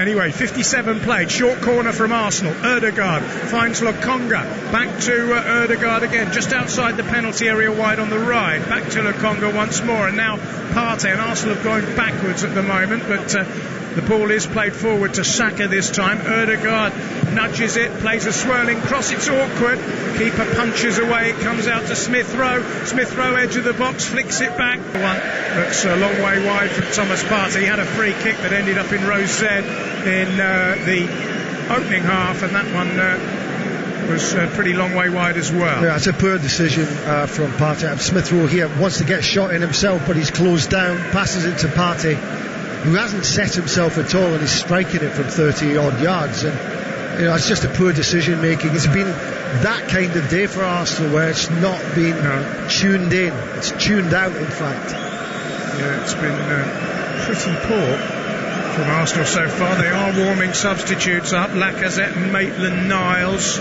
among them. Arteta looks a little bit concerned as he gazes through the rain, but he'll see Aubameyang trying to get forward, but Aubameyang left the ball behind. It's still awful, the conditions. It has not stopped pelting down from early morning really here on the south coast. Here's Smith-Rowe. It's a good run by him. It's a really good tackle by Moder, and he looks to get on the front foot now and finds Gross, and the roar goes up from the Seagulls fans who sense that they've done everything but score and need to put that right. Flick down the line towards Gross. Lokonga does well though and retrieves the ball for Arsenal. Here's Gabriel. Ball goes towards the far side. Aubameyang keeps it in, but Brighton have won it back again. The amount of times that Arsenal have given away possession is criminal in this game. It's incredible. Aubameyang's touch is it's way off, isn't it? Absolutely, for such a quality player. Here's Cucurella, whose touch has been excellent, finding Burn. Back it goes. George Templeton enjoying the commentary and laughing at the fact that I said that Brighton fans will be frustrated at being unable to break Arsenal down. That's how far the Gunners have fallen, he says, lads.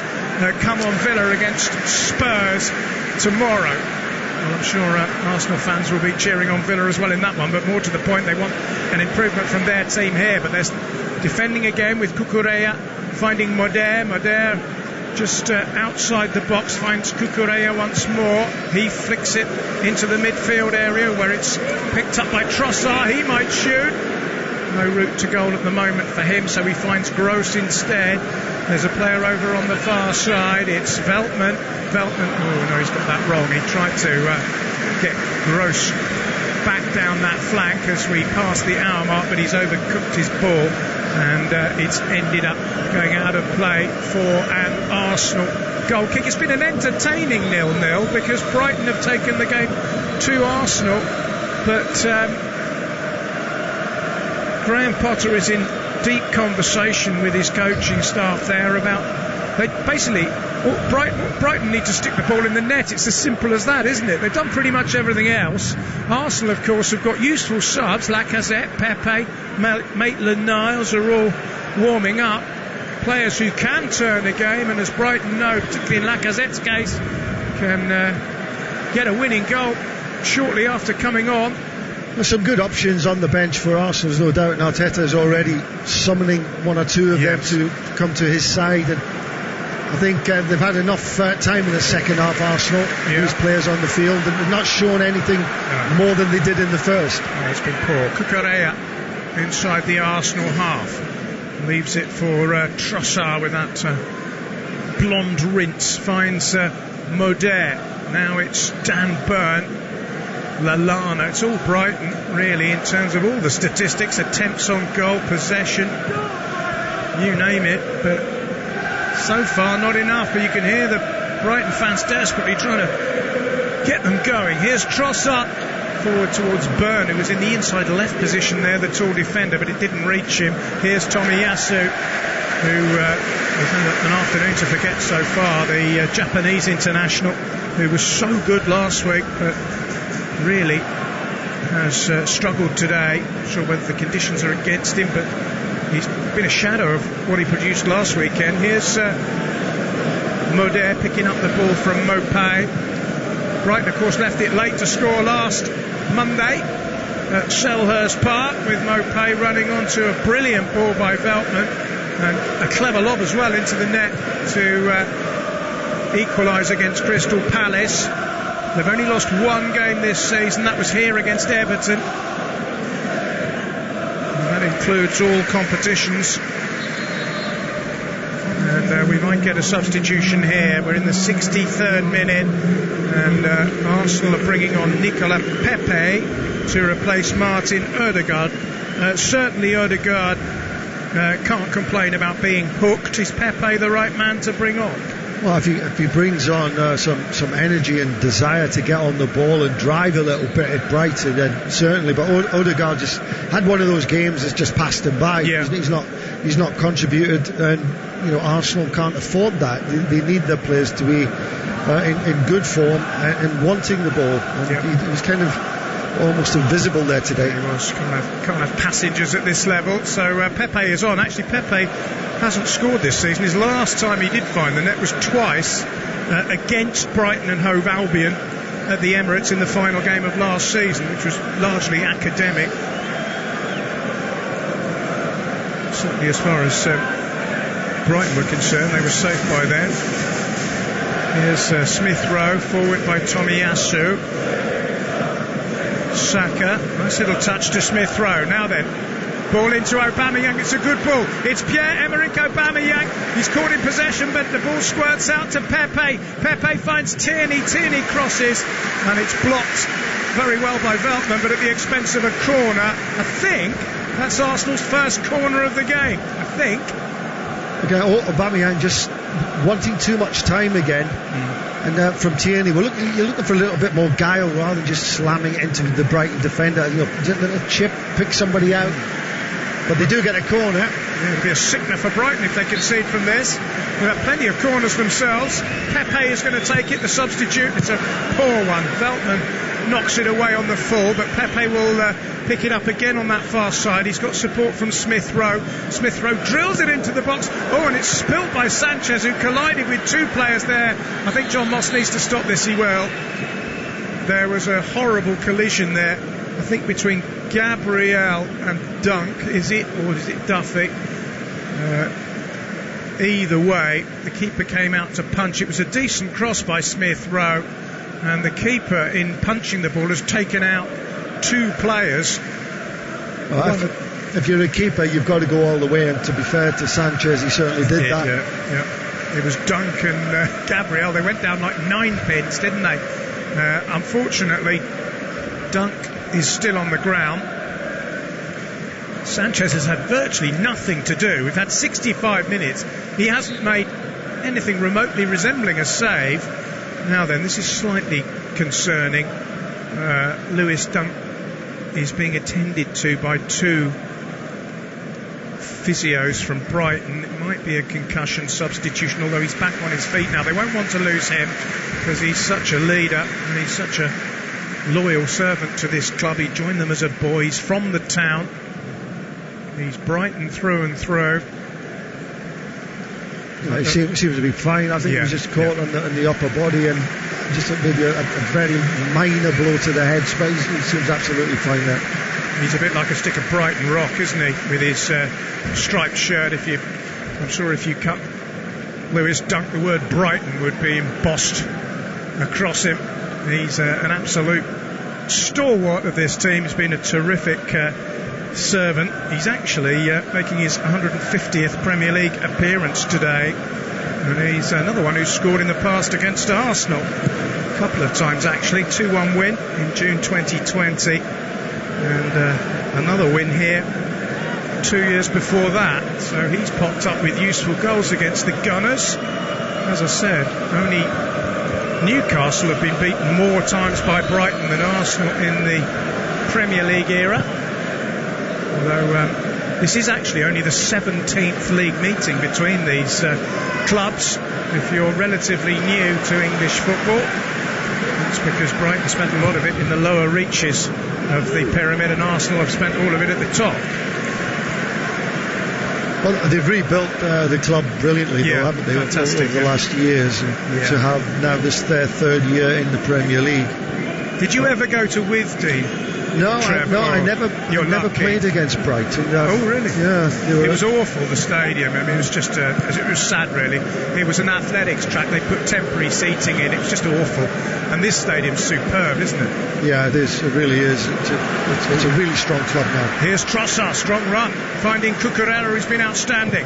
Can he produce a telling cross? He gets the ball into the box. Overhead kick! Oh, well, Maupay, he can do that sort of thing. That time he got it all wrong and it went over the crossbar, but he's been Brighton's main man in terms of goals this season. He's scored in the last 4 in 6 games, but well, it was an ambitious effort, and those are the sort of attempts really that occasionally you get a bit of glory, but most of the time they end up where that one ended up. As a pro, he will be disappointed because he had time. You don't normally get time with an overhead kick, and it generally doesn't come off.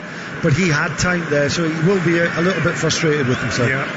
Still 0-0. We've passed the 3-quarter mark at the Amex. It's looking increasingly like a game where one goal might win it. Brighton certainly look the more likely to get that goal, generally. Although Arsenal probably, it's been a bit more of a level playing field in the second half than it was in the first. Brighton currently would move up one place above Manchester City with a point into 5th, although City, of course, play tomorrow in that big game against Liverpool. Arsenal would move above Brentford into 9th, but again, Brentford have yet to play this weekend. They feature in a derby game at West Ham tomorrow. Here's Thomas Partey, but the play's going to be brought back, I think, for a Brighton and Hove Albion free kick on the far side of the field. Kieran Tierney's been penalised. I think the question was about this Arsenal side coming into this game on the back of the 3 victories. That are they the real deal? Are they on their way to something? And I'm being kind of left confused at the moment as to where Arsenal are going, because this has not been a good performance at all. I asked you at the beginning, didn't I, was it a renaissance or a false dawn? And you rightly said it's probably too early to tell, but I mean this performance suggests that it's the latter, but Arsenal fans won't be happy watching this at all, will they? It's not so much the fact that they've been second best, it's that they just haven't done enough to get themselves back into the game, have they? No one's really got a hold of the ball, dictated play. And if you see Arsenal have some spread, right? They're not compact at all, and Brighton can weave their way through. Here's Lallana finding Trossard. They were standing off him for a moment. He tried to thread the ball through. It's come out to Burn. That's nicely flicked by Dan Burn across to Cucurella. Cucurella's low ball. Dan Burn tees it up. Trossard wants to shoot left-footed. Does. It hits an Arsenal player. I think there were ambitious cries of handball from the Brighton and Hove Albion fans, although Graham Potter's touching his hand as if to suggest that Saka might have handled it. I can't say that we could see it in real time. Here we are. We're going to get a replay. No way at all. It's hit him in the face, I think, Saka. So he had both his arms up in line with his body. Natural position. Yeah. I've got to ask you though, you see some handballs given, Trevor. I mean, you know, as a player, you're defending a shot that's been hit with pace from no more than 5 yards in front of you. It's not humanly possible, is it, to work out where your hands should be in that amount of time, is it? I mean, I know that some of them you think, well, fair enough, he's miles out there, but some of the handball decisions I find a bit baffling, because sympathy with the player. It used to be about intent and all about intent, and that's no longer the case. And when VAR gets involved and slows the game down to still shots and things, it just doesn't make sense to me. I agree with you. Alexandre Lacazette, the match winner here last season, is coming on, and he's replacing Pierre-Emerick Aubameyang. Didn't seem to be very well greeted by the Arsenal supporters. Lacazette takes the armband as well as the substitution from Aubameyang. It took him 29 seconds to come on and win the game for Arsenal. Can't argue with that substitution. Aubameyang has been quiet, his touch has not been good, and is this Lacazette going to make a bid for glory in this last 20 minutes? Here's Trossard heading in the right direction for Brighton, but Arsenal got plenty back. It's Lewis Dunk, who's thankfully fit and well after that injury. Now then, Duffy. Out it goes wide. Here's the low cross. It's a useful one in towards the near post. Duffy had continued his run, and Lokonga was there just to stretch out a leg and push the ball behind. And you saw Duffy there, carried on behind the goal, just trying to whip up the Brighton fans to get them to try and sort of suck the ball into the net. It's their 6th corner of the game. It's their first of the second half. And Aaron Ramsdale has more organising to do. 18 minutes to go. It's still 0-0 here. It's been entertaining. Most of the entertainment's been provided by Brighton.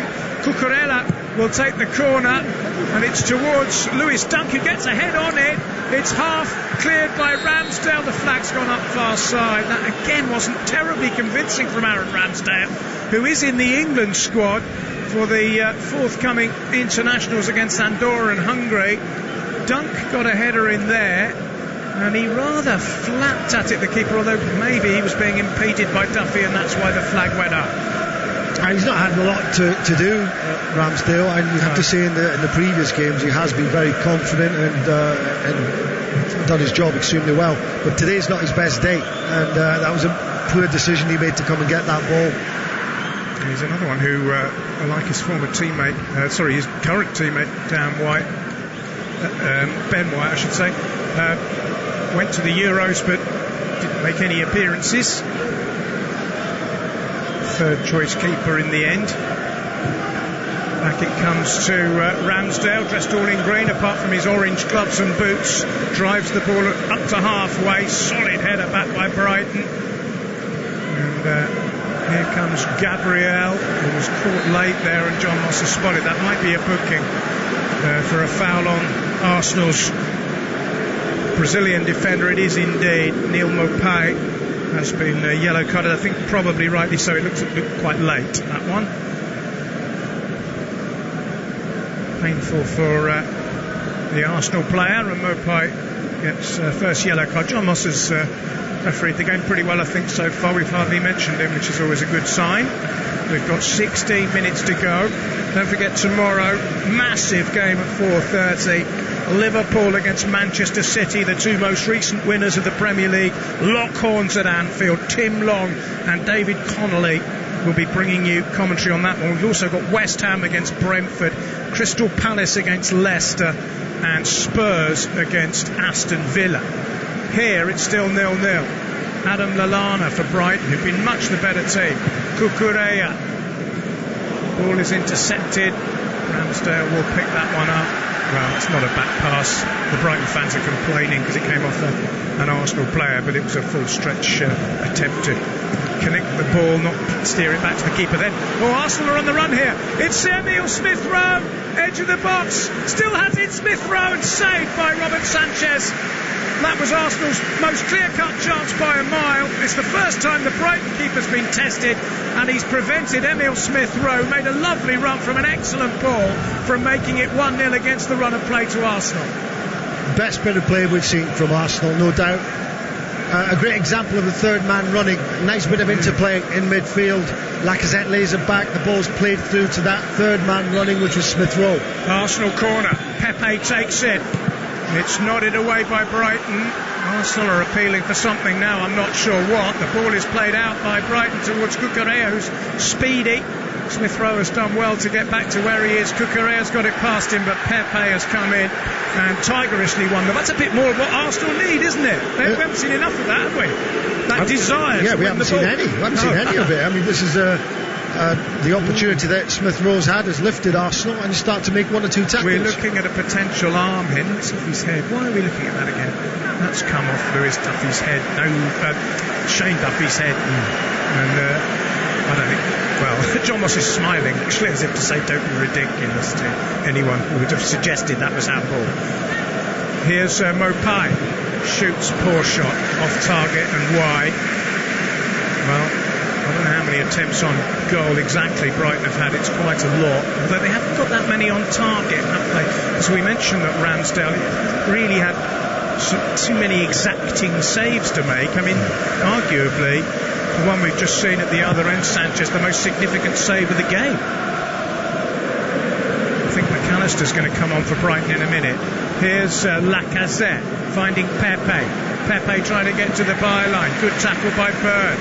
Ball squirts out though towards Tomiyasu, who gets it back to Partey. Now Smith-Rowe, nice touch. This is better from Arsenal. Pepe trying to clip it back. Who did that come off last? Corner or goal kick? Corner, I would imagine, by the way that Dan Burn is screaming, or maybe not. I don't know. We'll just wait and see. Been given us a goal kick in the end there. But it's a little bit more upbeat from Arsenal. There's only 10-12 minutes of the game left, and an opportunity sitting here at 0-0 to go and win it. Well, Jakub Moder has come off. He came into the team because Danny Welbeck was injured. He's going to be replaced by Alexis McAllister, who has the most Scottish name any Argentinian ever could. His ancestors were from his dad.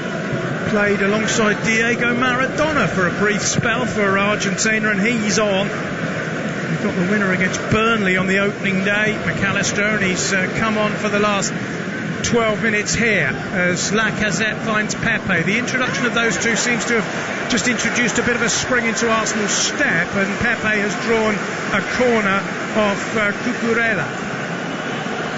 Yeah, certainly livelier now from Arsenal, and Lacazette's been on the ball once or twice. He's got a bit of confidence about him.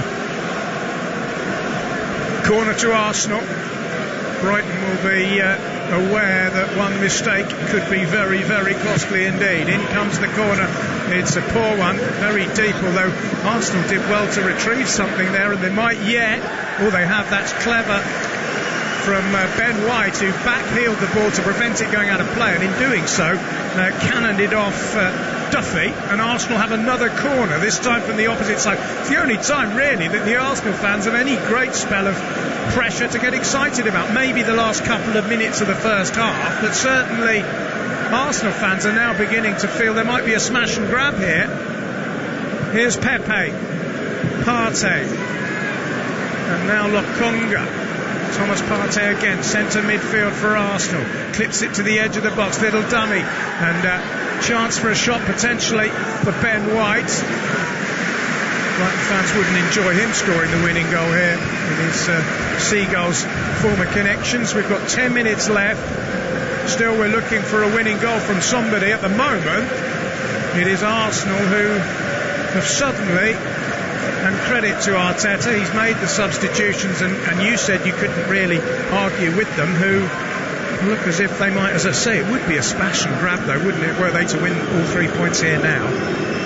Yeah, well, Brighton have dominated the majority of play. I've been looking at where Thomas Partey is on the field, and he's in a regular central midfield position, but Lokonga keeps drifting out towards the left back role, and Partey... Here's Trossard. It's a low shot that lacks very much power.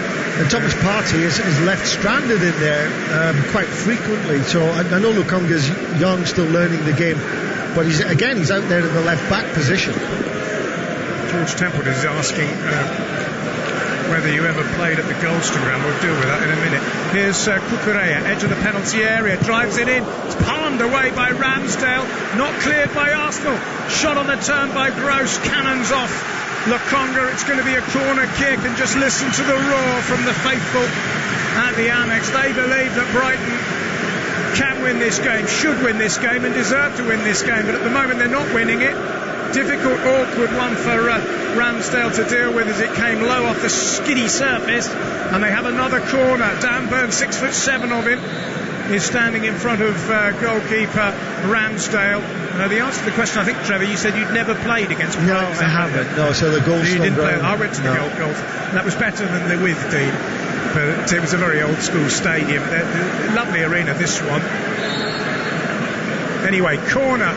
We're in the last 9 minutes. Out swinger, header back in by Dunk, but blocked by Lacazette. And suddenly Arsenal have got 4 players charging forward. One is Lacazette, but that's a poor ball. But he was caught late, and that might be another booking for John Moss to administer. It will be. And another late challenge there. And it's going to be Veltman this time who picks up a yellow card to join Neil Maupay in referee Moss's book. Well, they quite like that, Arsenal, if they can nick the ball and counter-attack. Lacazette, fresh legs. Smith-Rowe still putting the energy in. And Pepe up front, got a lot of capabilities, but I've not seen it as yet. Ironically, though, for all Brighton's dominance, Arsenal have had the clearest cut chance to win it with Smith-Rowe a few minutes ago. Anyway, here is Saka, plays a 1-2 with Smith-Rowe, but it's won by Lallana. Out it goes to Cucurella, who's definitely won his man of the match award unless he does something daft in the last 8 minutes. Here's McAllister, support here from Duffy to Gross, and now it's Gross collecting the return pass close to the corner flag on the far side. Lovely Cruyff turn by him, but a poor ball straight to Emil Smith-Rowe, who with those socks rolled down always looks as if he's tired but seems to be full of energy. But he's been caught in possession here. Ooh, and that's a challenge by Lokonga, which the Brighton fans didn't like, and Gross didn't like either. He flew in there. Now the question is, where were his studs? Whether we're going to get another look at that. Oof. Well, I think he was probably going to get away with it, but he looked a little bit overzealous. Gross is coming off for Brighton, and he's going to be replaced by Solly March, another one-club man who's missed the last 2 games with an injury, although he was an unused substitute at Selhurst Park on Monday. But he's a useful player to have back and fit again. Over 200 appearances for the Seagulls. Solly March. Graham Potter's developed this squad over a few years now, and it just gets stronger and stronger. It does. They've been terrific. Tierney takes the throw for Arsenal. It's going to be late if anyone's going to win it. Maupay chasing with Gabriel. Brighton have it though with Solly March trying to get involved straight away. The ball is hooked away by Arsenal, but back come Brighton again. It's Lallana, and chance here perhaps for McAllister to create something, but he's blocked in his tracks, and Arsenal come forward, counter-attack. We could have a grandstand finish here. This is Saka trying to thread Smith-Rowe through with a short ball, but Brighton have blocked it. It's gone away for a throw-in on the far side. 6 minutes remain, and Arsenal, who've been second best for the majority of the 84 minutes, will still believe they could get something here. It would be enormously hard on Brighton were they to do that. I mean, get something in terms of a win. Brighton will be disappointed to have drawn this game, no doubt about that. Here's Partey trying to tease it through. It's intercepted by Lallana inside his own half. Lallana plays it down the line. Nice little flick by Trossard. This is excellent football from Brighton. Solly March bearing down on the Arsenal penalty area, but following up his good run with a weak shot, which Aaron Ramsdale gathers very, very comfortably. But that presumably is what Solly March has been brought on to do. Provide a bit of direct running. Couldn't finish, and isn't in truth a particularly prolific scorer generally. Well, the game is pretty wide open now, isn't it? Teams are tiring in the conditions, and neither team have actually looked like scoring. Yeah. But when you get to this stage of the game, a bit of tiredness, a mistake here and there. Yeah, the weather conditions, goalkeepers, potential mistakes.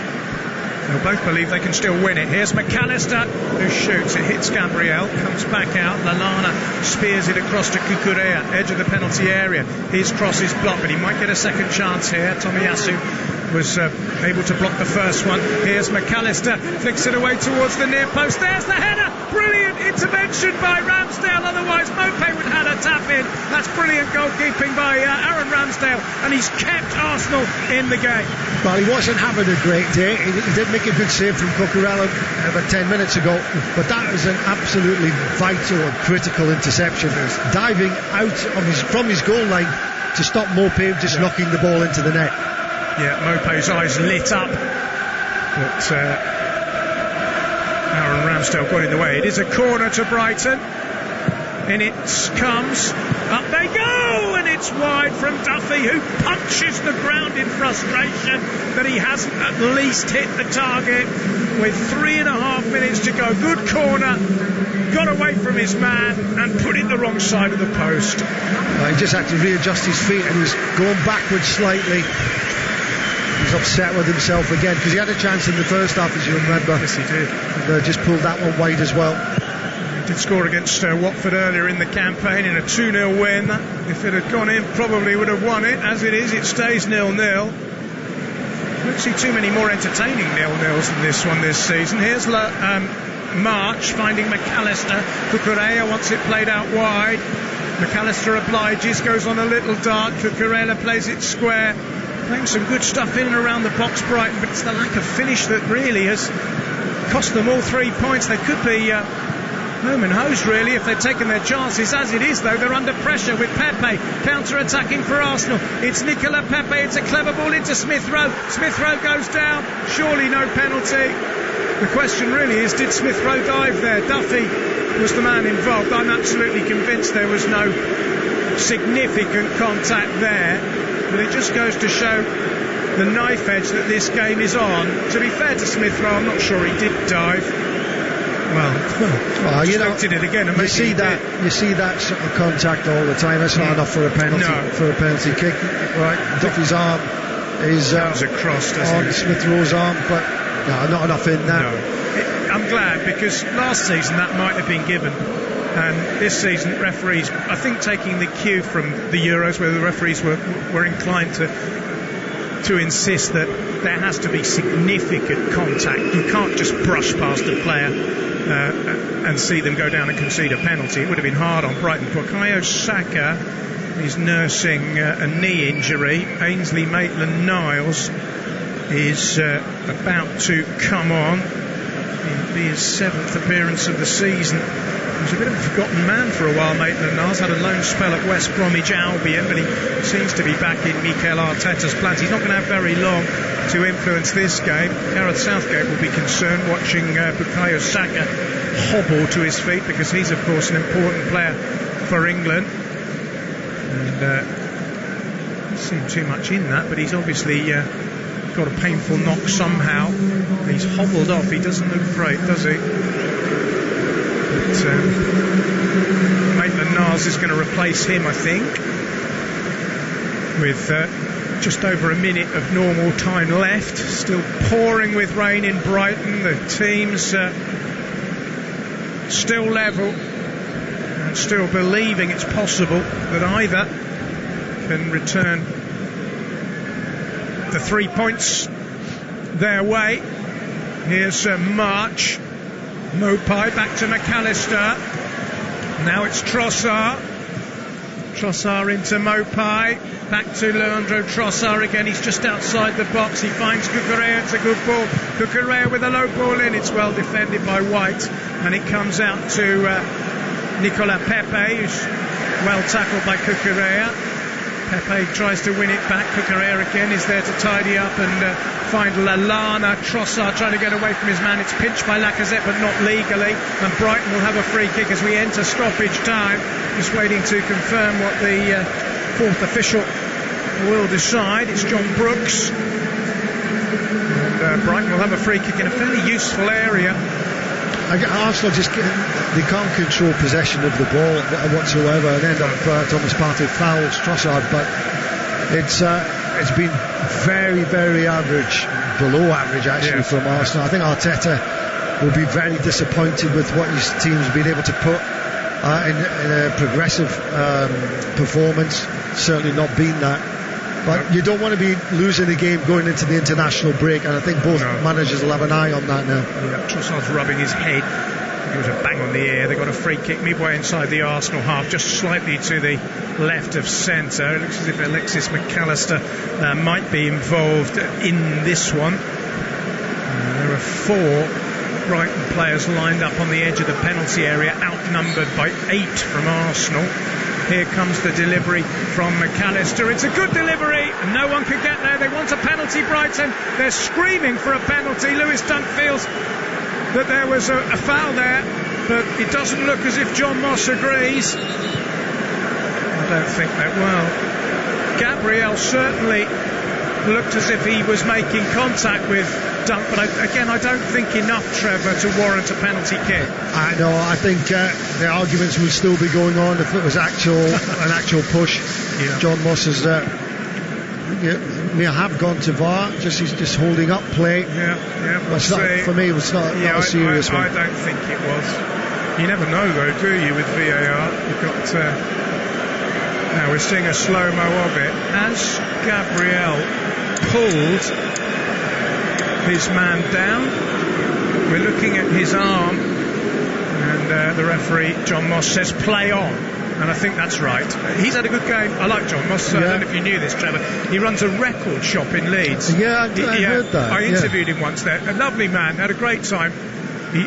He's got a coffee shop there as well. It's a lovely little place up in Headingley if you're ever there. Yeah. He's a top man. He's done well as a referee today.